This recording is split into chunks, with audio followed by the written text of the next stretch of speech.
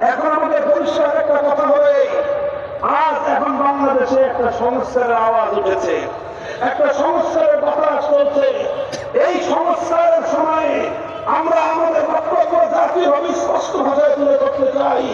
সেটা হলো এই, সাংবিধানিক ভাবে বাংলাদেশকে আল্লাহ সার্বভৌমত্বকে উপেক্ষা করে যে এই যে সেরেকি আইন তৈরি করবার যে অভিশপ্ত ধারা বাংলাদেশের 18 কোটি মুসলমানদেরকে যে বন্দী করে রাখা হয়েছে, আমরা এখন এই বন্দিত্ব থেকে স্বাধীনতা চাই, আমরা মুক্তি চাই।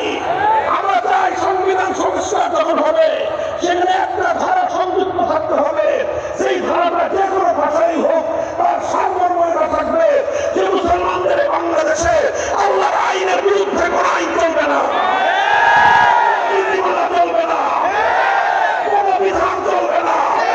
কোনো বিধান থাকলে সেটা বাতিল গণ্য হবে, কোনো নীতিমালা থাকলে সেটা